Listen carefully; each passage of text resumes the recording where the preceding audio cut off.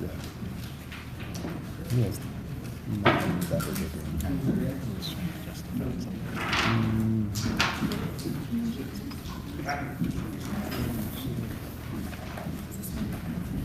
We are just fine.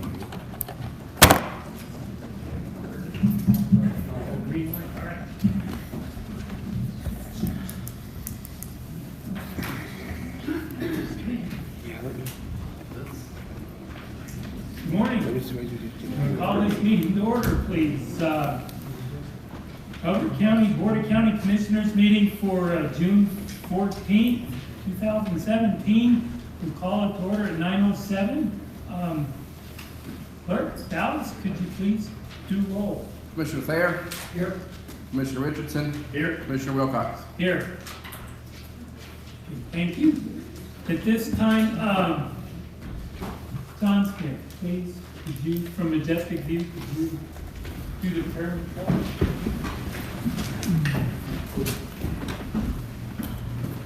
Let's pray.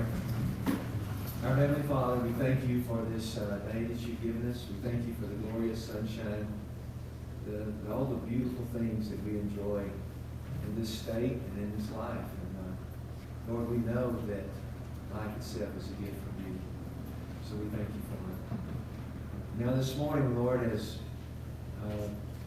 these people come together, as we come together to do the business of this county, Lord, we think we're in charge, but we recognize that you are Lord. And I ask you to give wisdom, to bless, to encourage, and Lord, to help this county to move in a direction that would be blessings to you, an honor to you, and a blessing to its citizens. Give our commissioners your wisdom and your grace today. And those that would have questions or concerns or issues, Lord, I pray that you would give them grace also. We love you so much. Lord, we ask you humbly that you bless our county, our state, and our nation. Lord, even with the turmoil that's taking place in Virginia today, God, help us. Help us in this time. We pray in Jesus' name. Amen. Pledge. I pledge allegiance to the flag of the United States of America and to the republic for which it stands, one nation, under God, indivisible, with liberty and justice for all.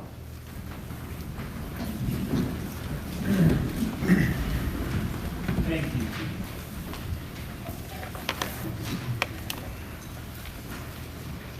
Okay, at this point, our agenda. I move we accept the agenda as presented. I second that motion. All in favor? Aye. Aye. On to the consent agenda. Do you have any? Mr. Chairman, I move that we approve the consent agenda as presented. Second. Okay. All in favor? Aye. Aye. All right, on to elected officials, department heads, and staff reports. Do we have some? Gary? How are you? Good morning, Commissioners. I'm Terry Spear, Director of Health and Human Services. I just wanted to give a quick update about what we are doing in the transition process for adding on to the building and then for the sale of the county-owned property at 307 28th Street. Sorry, I had to look at there, so I had to look at the agenda, make sure that what we're talking about. So just a reminder that we actually, the Human Services Department has rented that space, that house, for meeting space, visitation space. It's primarily for child welfare, but we use it for other things, other meetings too, because we don't have that much meeting space. We have a very limited amount of meeting space in our building, and sometimes we have larger meetings that we can accommodate. We have numerous meetings that we have to do at the same time. I want to say we've probably been running that for about 9 years, but I'm not sure because that was prior to me becoming the director that they started running it. So as you guys know, we're looking at adding on some additional space to our building. And in the process, then, that frees up the property at 307 Connie that is owned by the county. So in the meantime, what we've done, we've contacted, well, they're actually off of the state bid. We've contacted a few places, but looking at a mobile unit to rent as a transition process for meeting spaces that would be parked out there near our building. And I'm working with Sean Carpenter to get that all in place for all that time. So we are looking at by July 1, to have that in place. Hopefully sooner, but, you know, we are just kind of making sure they have the unit we want, and so we can get that in place and be out of that building.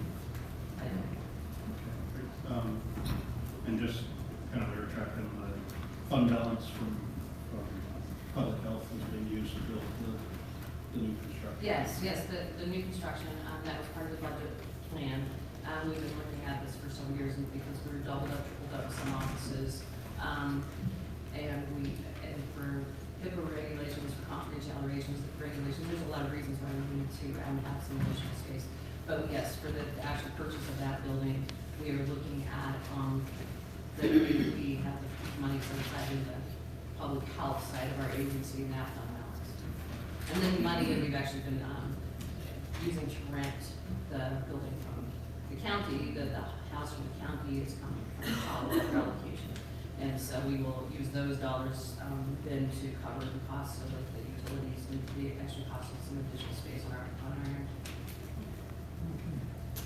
So 1 July, you'll be able to operate. Yeah, that's what we're shooting for, if not sooner. I think it'll just be about the availability, the type of unit that we're asking them to maybe sooner. Thank you. Sure. Derek, thank you. Anything, Grant? No, No. Next.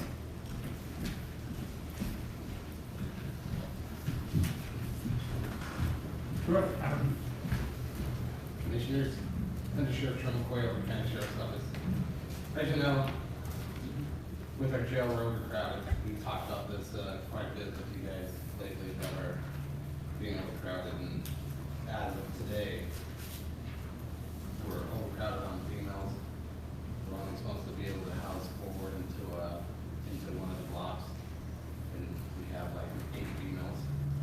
So we have to use court security to be able to put them into house them, but that doesn't work during courts because we have inmates going to court, so we can't have them there. We're using holding cells for the other inmates. We have plumbing issues within the facility. We have overcrowded in our C block, and we're supposed to have, per 8 inmates, we're supposed to have at least 2 toilets or 2 urinal and toilet.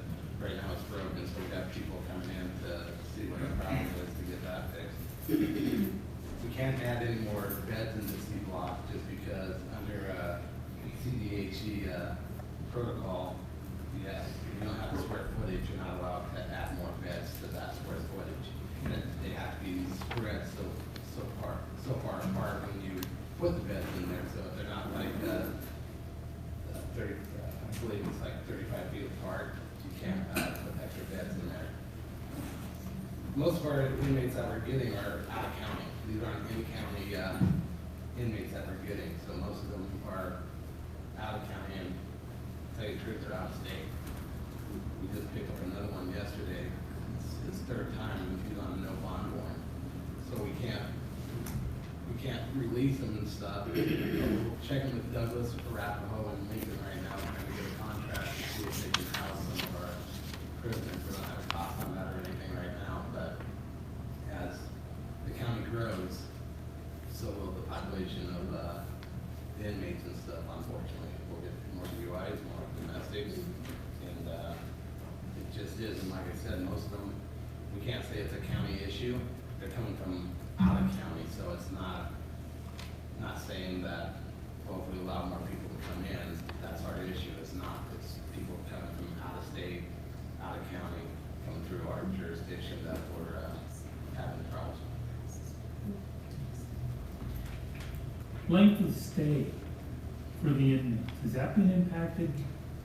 Yeah, as you know, the judicial system kind of changed it where usually the county jail could only hold people up to 2 years in the county jail. Well, they changed the law, they changed all what the felonies are, misdemeanors and so forth.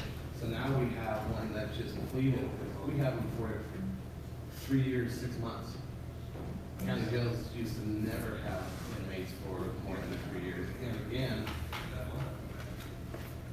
the totality of his crimes, he's not eligible to be a trustee, so we won't let him be a trustee. So he's not earning a good time to get him out of there early because, like I said, when it all comes across my desk for trustee status, and I don't allow trustees if they assaulted police officers or if they have felonies, and it's in our handbooks and so forth. So we're seeing an increase in that from the judicial system, sentencing people to the county jail, and this is all over.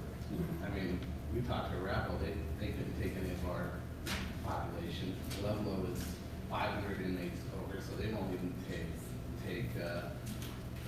our population. Then you're dealing with mental health issues. We have one that is a mental health problem. We can't put him in general population because he could go off at any time, because if he goes off, then our medical bills will go up because of the fights and so forth within the facility. So I just wanted to give the commissioners a heads up that we're at that. Now, maybe you said it and I wasn't listening carefully enough. What is your total population? Right now, I believe we're at 40. And Of which 8 are women, is that right? 8 are women, and like I said, we had one that Elizabeth brought in for meth, so we couldn't book her in for like 3 days because she was kind of coming down off the high she had. So we have some women that are sentenced, and again, it's just. So what do you do for those 3 days?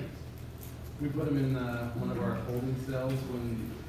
What we usually use when we bring somebody in for DUI, it's a holding cell that we usually put them in, but we can't use that cell because we're housing women in those cells. So we're using court security or the cells over there, which is unsafe because now we're just watching some cameras and they have to walk all the way over to the courts to check on them. And what was it was originally constructed for 24 prisoners, or? I think total 32. 30. Yeah. So, I know it just came up with Jane, let us know, rolling into Stampede weekend, we were already. And we got pulled over Stampede weekend, I believe they arrested 4 or 5 that night, but it's not like it's DUI, I mean, it's domestics and stuff, and where we can't do some stuff. cost per inmate, daily cost, I think, and don't quote me on this, I think, when the sheriff talks, it's about 150 a day. is it, okay, so when we transfer them somewhere, Could be more. That's Ours could be less, but I think what he said is like 85 to 90 a day with us. Then if we transfer to like Douglas or Arapahoe or Lincoln, That's it what- would be like 150 a day. Plus, Plus you're talking manpower that we have manpower. you have to transfer them to leave them. And we can't take, so we can't use like Morgan County, say Morgan County has beds and go, yeah, ship them up here. Because we gotta make it where they can have visitation. Visited, because you gotta get them back to court You too. can't put them under the, they can women doing unusual punishment. That would be if you're shipping to Morgan, their families have to drive to Morgan County to do visitation and stuff. So we're obligated to transport them, Try to keep to them hold them locally. Yes. As close as we can. Yes, sir. Okay. Thank you. Thank you.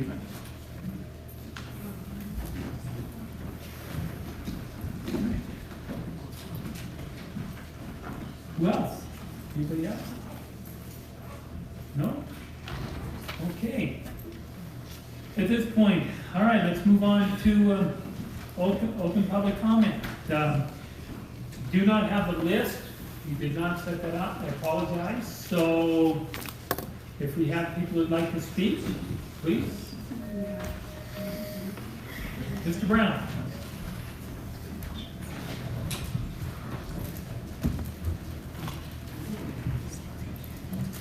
Thank you, Commissioners, and good morning.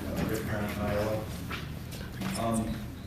Commissioners, the public has received shifting explanations as to the current status of the county manager position. We've been told the current manager is on vacation, then he's on sick leave.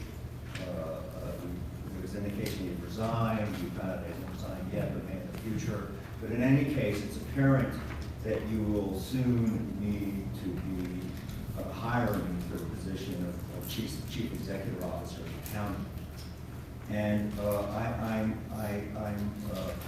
commenting to express the hope that in doing so, you apply recognized standards for experience, education, temperament that apply to this position and follow a rational process in filling it. Your predecessors exhibited a really casual disregard of these standards when they went through the same process. And there are resources available to guide you through this. And you have an opportunity to do that right. One of these resources is a handbook published by Colorado Counties, the Colorado City and County Management Association, and the State Department of Local Affairs, how to hire a local government administrator. In addition to setting out guidelines to follow, it contains a model job description and model job announcement. I posted a link to this handbook in the Elbert County Citizens Facebook page. Citizens might be interested in particular in having a look at pages 22 to 23, which has a model job description. But with your permission, Commissioners, I'd like to provide you with copies if you don't have them already. Actually, I said we got that you one. Yeah. We contacted CCI about a month ago when we saw this coming. Oh, very good. But I guess I used my phone. You're welcome. Thank you. But Thank like you. Chris said, he's already circulated by email to us. So you already have it? Yes. Go ahead and give me a hard copy. Okay. My fireplace needs started. Mr. Brown. Thank you. Just as a comment on your comment there is that we're reviewing the internal job description right now. We're doing a lot of things. We take that position, this position, the position, however is the right way to describe it, very seriously. And whoever we are able to find and hire will affect this county for a long time. So even if they only stay 3 years, their effect goes on for a long time. So we're taking this opportunity, if you will, very, very seriously. Well, then I would assume you would, and it's good to hear that. Thank you. Next. Secunda.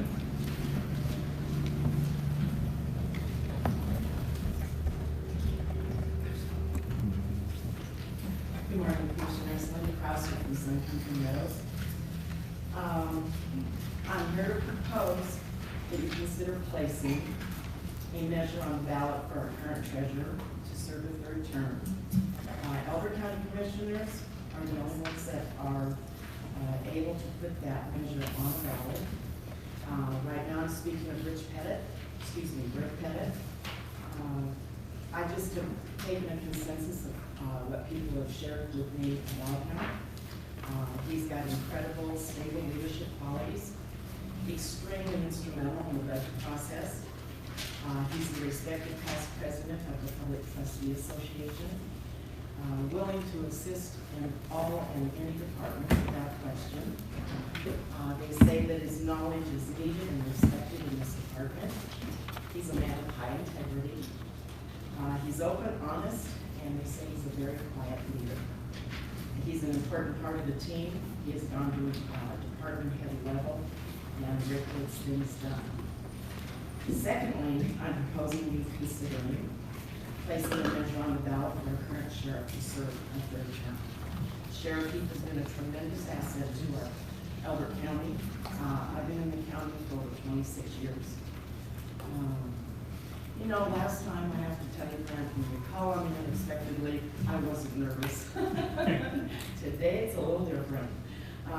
We're not asking to eliminate term limits, which we can't do, but we are asking to give the citizens the opportunity to vote for Sheriff Heap to have an additional term. The goal is to get things done in our community, which I have said before. We have a great county, it's growing rapidly, which we just heard from Under Sheriff McCoy, and with that comes some serious growing pains. Pulling together to make it more appealing to families and businesses would be the best that we could see for our future, our children's future, and our grandchildren's future. It takes someone like Sheriff Heap. He's professional, his leadership, his integrity, I've seen him in action in this community. He knows the county, he cares about our county, and he cares about us, and I can guarantee that we care about him. The respect he has throughout the state is untouchable, it's just amazing. And that I know of Denver, and I've been told by Aurora, that he really has just great respect from all law enforcement. Sheriff Heap has created an incredible team, and with that comes total support from his people. And speaking to his people, and not because I got a tip if he's seeing him on the road or something. On top of that, he's a wonderful family man. He loves his kids, and what is so great about him, he does have kids. Sheriff Heap has earned a third term, and the people should have the right to vote. And you commissioners, the time is greatly appreciated. Just to make sure I understand what you're asking. Are you asking that the term limits for those two positions, the treasurer and the sheriff, be extended to 3 terms rather than 2 terms? Correct.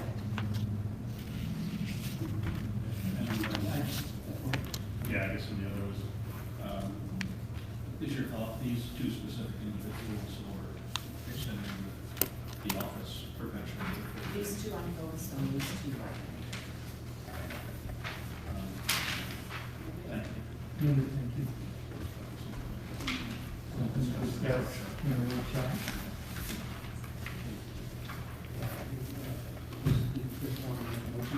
No, I don't think that at this When we get to our point, when we get to our agenda agenda setting, setting, we'll look at the next agenda, so we don't have discussion.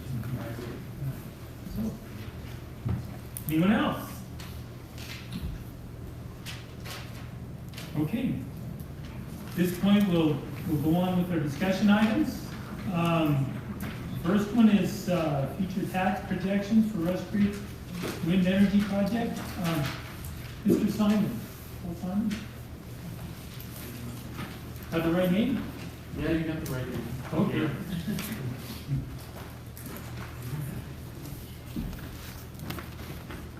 So, good morning, Commissioners. My name is James Dominic. I'm Director of Strategic Planning at Xcel Energy. I'm here in lieu of John Lupo, who's our manager of siting and land rights. He went fishing today. So, I'm here with Paul Simon, who's our internal, Xcel Energy's internal tax expert.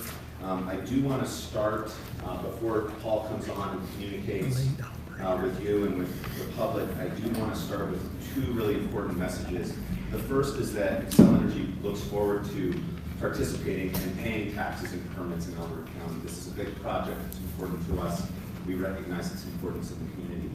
The second is that since the inception of this project, we've gone through many, many rounds of internal tax and permit estimates. And that's because, as you're all aware, this is a very complex framework that the state and the county have put in place for us to sort of juggle. So I do want to set the expectation that these estimates are just that. They're estimates, and I think we should all expect them to get fine-tuned as we go through the years together. So with that, Paul, do you want to come up and I think we have a presentation if you want us to do that, but we also have he brought hard copies. Your preference? For the audience, if you have any. Should we do that? Screen. Is your computer? Yes. And just, Maybe we should have been here at like 8:30 to set that up. yeah, just while we're waiting for it to set up. When we heard the application for the wind farm, one of the conditions of the commissioners put on approval was that we receive a briefing on estimated taxes to be received after production. Help us work through our future revenue projections and budget. We know we're not come online this year, or maybe a portion of next year, and they're paying in arrears. We need to start up several years ahead to budget our programs properly. Right, so Excel, we're not in the business of telling you what to tax us. We're in the business of making sure that we can merge and work together. Thank you. Sideways or have a disagreement. We also recognize that this stuff's pretty complicated. And you have folks that work on it as we do, and it's probably worth them talking and having you have good expectations and Again, we know they're going to be asking for this. We've got budget teams and everything. Kind of get a look. Have you had these requests before? I mean, I think typically, governing bodies and counties want to know how we're thinking about it generally. So yeah, we do get, I can tell you in our, right now, for example, I'm working on projects in Texas and New Mexico. They sure do want to know. Okay. Absolutely. And at the same time, we share the same message with them, and that is, our business is to provide this service to our customers and to interact with the community in a constructive and a creative way. And in doing that, we want to talk to you about taxes. But we also want you to know this. We're not saying this is exactly what it is. Do you have it? And the other thing is that I'd like to know the nature of what we should be. You don't have one, do you? Will our Load it revenue onto be you? just taxes, or will it be from other things like in the oil business, you get it from ad valorem, some other things? So we're looking to forward. No, these are, they haven't updated. updated my computer Paul will in be able to decades. take you through the So, line items that make we're up, not modern as enough to we fit identify, any the of line this. items that make up not just our tax, but our permitting liability. I So have there's a I think regular there's a couple of different buckets. USB. To my knowledge, there's no sort of, there's no ad valorem or severance type tax. Most of the severance type structures go to landowners themselves, but there is in Elbert County material and sizable permitting fees. And that's a big one to keep an eye on here. And then ongoing, I think we're all going to be a little bit surprised actually at how low the property is, and that's a result of Senate Bill 100 and participation in Elbert County in these renewable resource zones. And so Paul will know all of that. We'll go line item by line item, look at the calculations. So, Should have come in here about to say that. what's that? Should have come in here about to say that. Well, I should have been here 30 minutes ago. I got it. Our connections aren't making connections, so Are making connections? Yeah. Oh. Where was, Kelly down to the flashlight. do I place the good power cord? I'm sorry. To plug it in? Mm-hmm. You could use this right here. Does anybody know any jokes?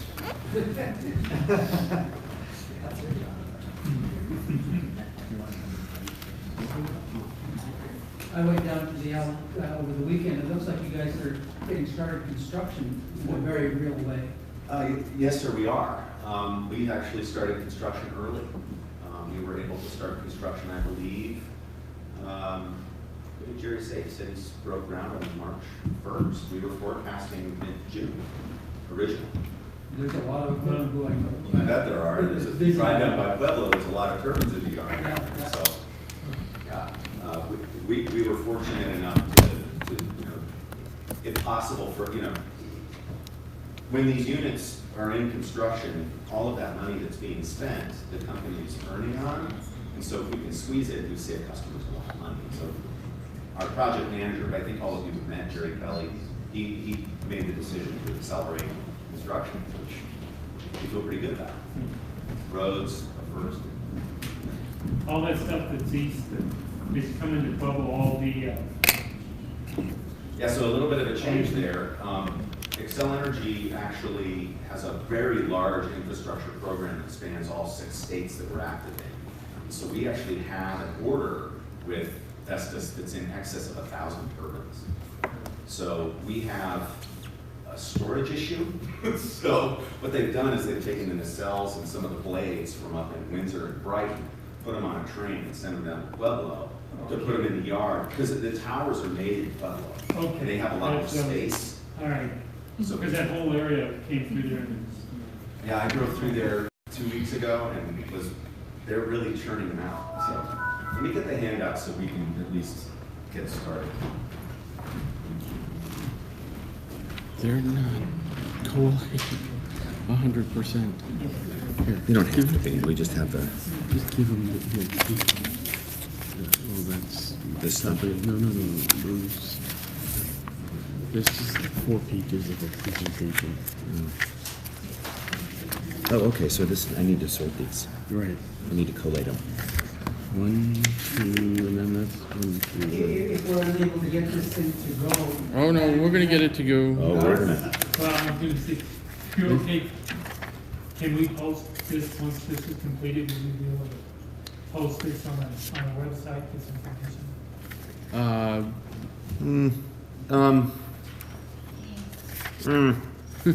Once it's shown here, it's kind of public. Yeah. Yeah, You know, so I guess if it's public once it's here, I think that's fine. Yes, It so is, I- it is public, so I think that's fine. Oh, we can Caveat that it's draft. Do we have, Yeah. Numbers okay. yeah, there's the map. okay, so we have, they have, you've seen the map, we have a list of the liabilities.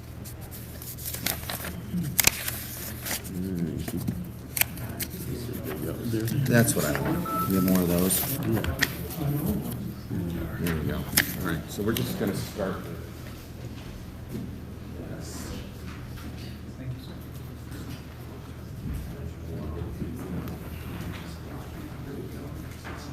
No. Let's make sure I can do this. So this is the property tax that I've given you. Let's see if I can-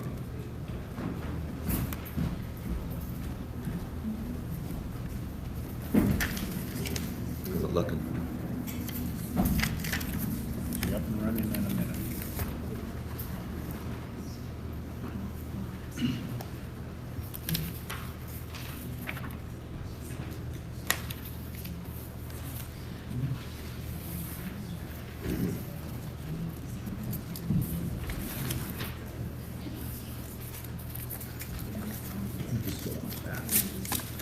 This is gonna take some time to sort through. Sorry. Don't worry, it's okay, we'll get through it.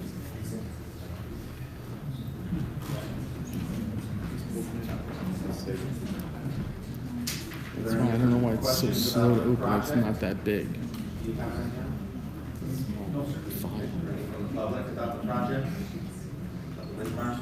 They want- Are we ready to go through the start? I think he's pulling them up now. Yeah, I would just, again, You need network? there it is.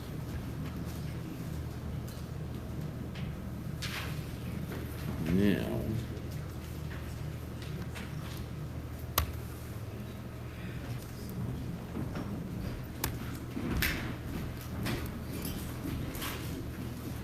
It's just slow. It's just slow. Your computer's slow or their network's slow? My computer is slow. No, we're just trying to put it on here because it's also. And now we just gotta find the drive. Move that scroll bar down. Oh. And there's that one. Yeah. No, that's us. That's it. That's it.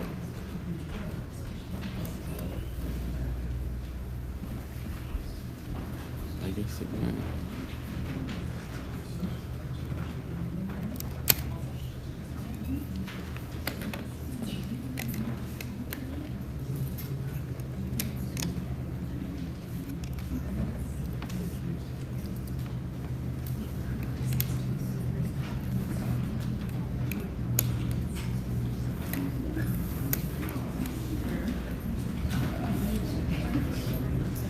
Size of that, it's large.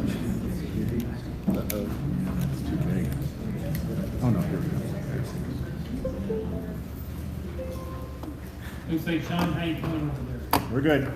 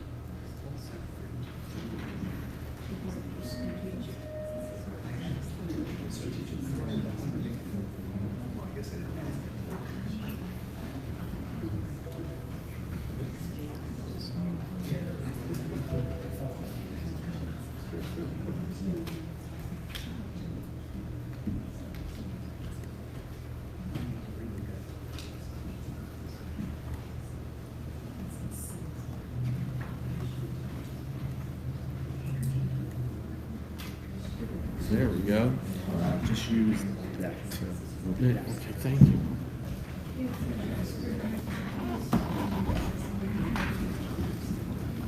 Paul, do you want to talk or do you want me to talk? I can talk. Okay, why don't you?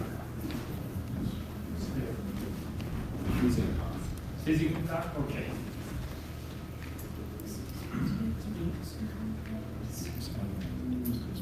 There we go.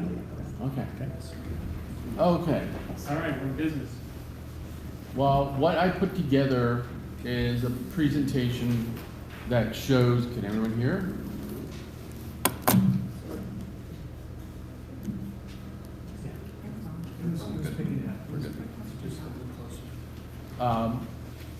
How this property will be valued for property taxes. It is unique because of its nature. I do know that, and it's valued by the state, like all the other PSCO property or other utilities or pipelines. It's valued at the Division of Property Taxation. And they have a specific method for the wind farms. I do know that the manager at the division has been in contact with one of the supervisory appraisers at the assessor's office here in Elbert County. Right now, they're in the middle of their protest season, and they've also recently had some people leave, so they're a little short-staffed. That's why he couldn't be here. But by the end of valuation, getting into near the end of the summer, he'd be more than happy. His name is Bill Kowalski. He'll be more than happy to come down and discuss this with the commissioners and with the assessor. This is just a quick little map. You've all seen it. But the components, the windmills will be within that green outline. There's a black square spot, that's a substation. The red line is a transmission line. Those are all the components that fall under this valuation methodology. This is a summary of everything we put together. Obviously, you see Elbert County gets the lion's share of turbines as well as transmission line in this development. Once it gets up and put together, and it will have one of the two substations. And here's just a quick summary of what the division's instructed to do by statute. Like any other utility, what it says is the administrators will determine the value of the operating property and plan of every public utility. And then it goes on to say tangible property comprising its plant, its intangibles. I know the statute really well. I used to work at the division before I worked at Xcel Energy. More recently, the legislature passed legislation to cover renewable energy. That's the highlighted, that's the bolded, italic part in the bottom. When determining the actual value of a renewable energy facility that primarily produces more than 2 megawatts of alternating current, administrators shall, and here it says that they'll consider the incremental cost per kilowatt of the construction of renewable energy facility over that of the construction of a comparable non-renewable energy facility, inclusive of all property required to generate and deliver to be an investment cost, and they exempt that. There's quite a bit of variance right now. It costs a lot more money to put a wind farm in than it does to put a comparable capacity gas generator. And that's what the division is using as their non-renewable comparable. I think they're sticking to like a combustion turbine, but would also be a combined cycle. And it's up to the division to make those decisions and to seek out what that alternative cost per kilowatt hour is and how much of the actual cost ends up being exempted. And when they say all the additional property, that means the substation and the transmission line has to be included in their analysis.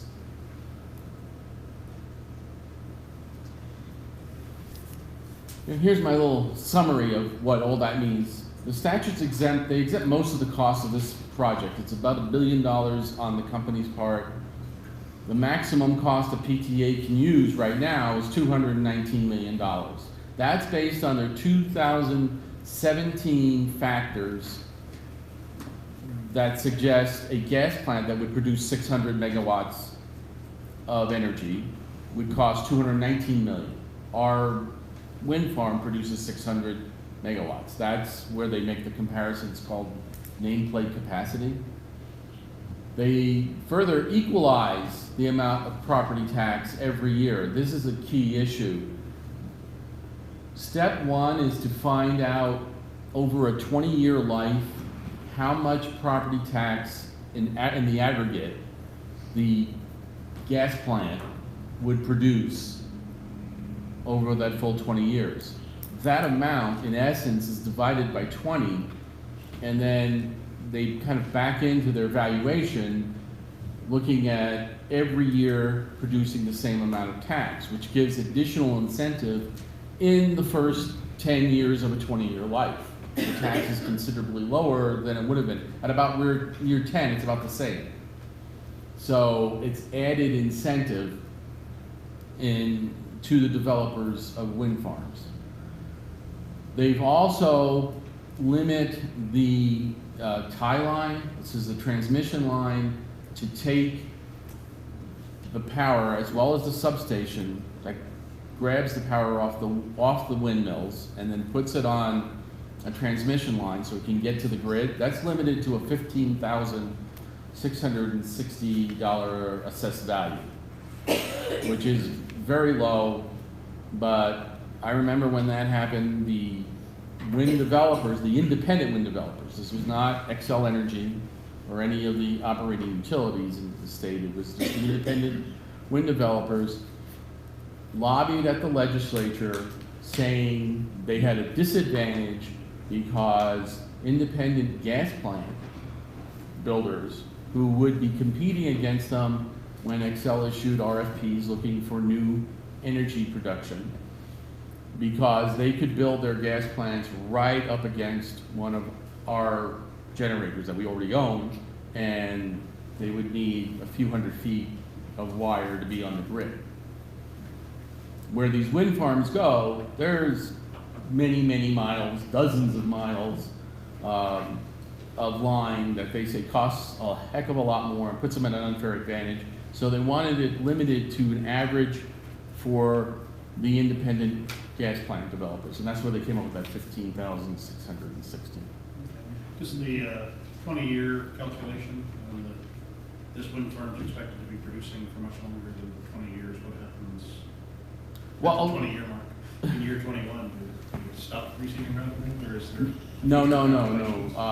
Well, over the next 20 years, technology may take us to a point where there's more efficient upgrades and more efficient ways to keep these windmills running. Right now, there's a fairly short IRS life. I think that's 15 years or less, and then their useful life, they are getting better at having a longer useful life. And so how much, again, it's cost benefit, how much repair and replacement has to be done over the 20 years to keep them going another 20 years.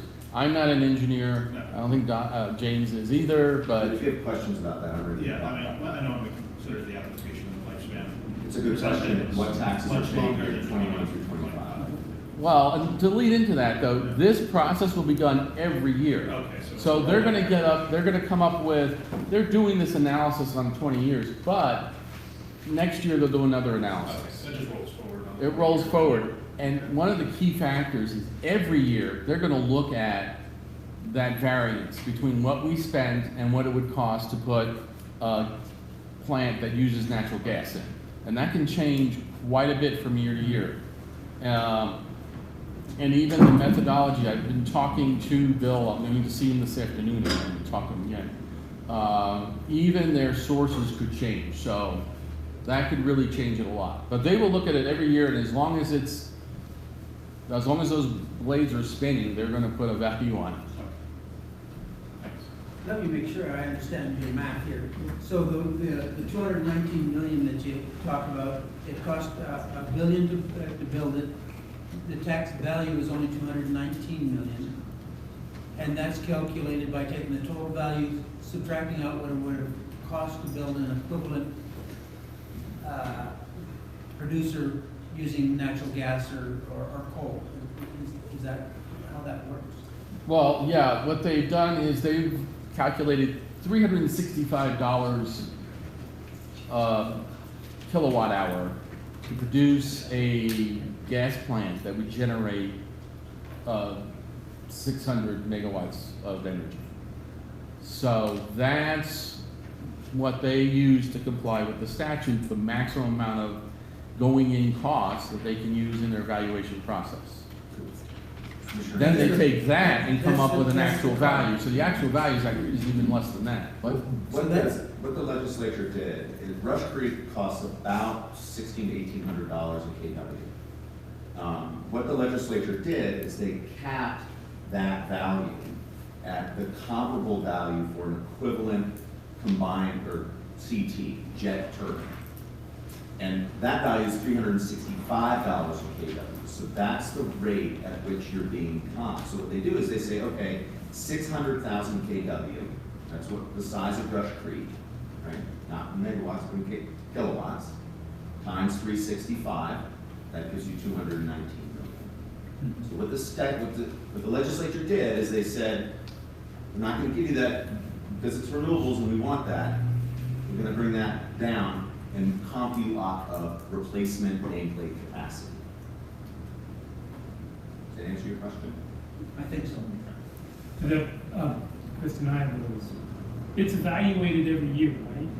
Yes. It'll be looked at because your production costs on the gas side could vary based, and that would impact our costs, our analysis on the other side, correct? Right, and with the independent plants, the way they like to calculate, ultimately come up with, even though they're kind of backing into it, they still want to use revenue and a factor times the revenue, because that's how it's built into statute, to generate an actual value, and which will produce an assessed value for there to be used. So every year, these independent companies submit a revenue. We will have to work with them on what we're going to submit regarding the revenue, and I'm sure we'll have our rate department be able to work on figuring out the relative revenue from this plant itself. And to your point, the comparable can change. That's- As units are built, and as there are new, the technologies are changing, the costs of these units are changing. We are in the process of going through a resource acquisition process right now. So these things could change. In terms of setting an expectation about what the market for CTs is, I'm anticipating the next question. Right. We don't know. I think the best thing to do is to watch the energy resource plan that is before the commission right now, and what happens as a result of our resource acquisition period. And how it impacts the value essentially. Yeah, you're about to get another market comp to give us a sense of where the trend is. Okay. Everything else would be just speculation. And the statute doesn't specify a CT. It doesn't even specify gas. It just said non-renewable. And when they first wrote it, we even asked them, this is a lot of work for you guys. How do you know? You can look at coal.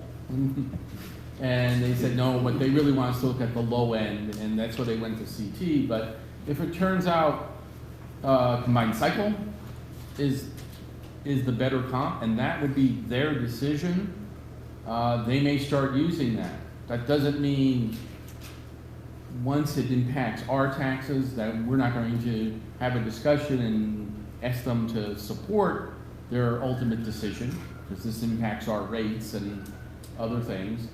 But they do have a lot of discretion in how to find that factor, and they will be looking at it every year. Okay. I've got one more question. When we heard your application, most of the public was positive, but there were a few that were negative in that they didn't like the idea that there were subsidies involved. The question I have is when they talk about subsidies, this diminution of value, is that a separable subsidy, or is it, because it reduces the amount of taxation you have to pay? Yeah, I mean, I think that's a policy question. I think that's a tax policy question. Yes, it has a lower. But the subsidy that the public were talking about is separable. It's different from, yes, so the subsidy that folks got up and talked to you about at the public hearings during our application was, should I stand? The subsidy that the public was talking, or that was sort of contentious, is the production tax credit, which is authorized by the United States Congress. That's about $23 per megawatt in 2016. The way to think about the production tax credit is that it doesn't affect county revenues. I understand. And it's structured very similarly to a mortgage deduction.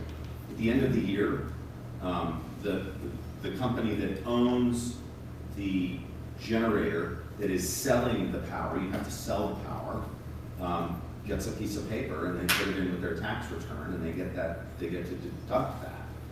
So it's very similar to a mortgage deduction. But yes, it is separable.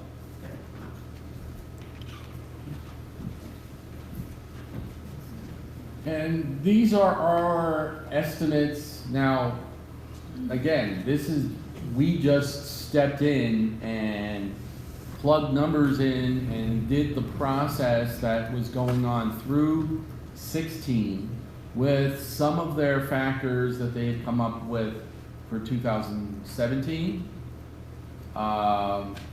They may not, even for 17, they may not have to live with everything we've put in there. They're still thinking some things through. But based on what we knew at the time, this is what we forecasted how the value would spread out. Ultimately, there'd be $19 million, $19.7 million of value to the turbines in Elbert County. And that's assessed value. The transmission line, that's all based on that lowered cost, but about half the transmission line running through Elbert County, it gets about half the value. The substation, there's a lot more value to it. Paul, while we have this slide up, is it worth taking a moment and talking about what happens to the county with the school district, what the state does? Yeah, well, yeah, and then we sorted this out, and as James is saying, we're aware that these different jurisdictions have their own unique issues, and the school district in particular, because their budget is worked out with the inclusion of state funding, which is flexible, based on how much local funding they're getting. So they really don't get additional revenue from a big taxpayer. They get less state revenue and still end up with the same total for the year. So we are aware that that is going on. The other districts, the things like the fire districts, this is just additional money in their budget, which they can go ahead and they'll get it every year. Once we are up and running, it might be more or less dependent, I don't know what the state does and their recalculations. So the state government will equalize against. Where you see, It's not really incremental, that total. and the Agate Conservation District and Double L Conservation District, they don't have a mill levy. That's why in their tax amount is 0. They don't levy a property tax just yet. But the value would be there should they come up with a levy in the future. So Tanya, let's say I'm on the Albert County Library District, $57,000. When would you expect, when would they expect to get that income? Would it be in 2018 or 19 or? Or, we're, COD on the unit is forecast for October of 2018. so that means it would be a 19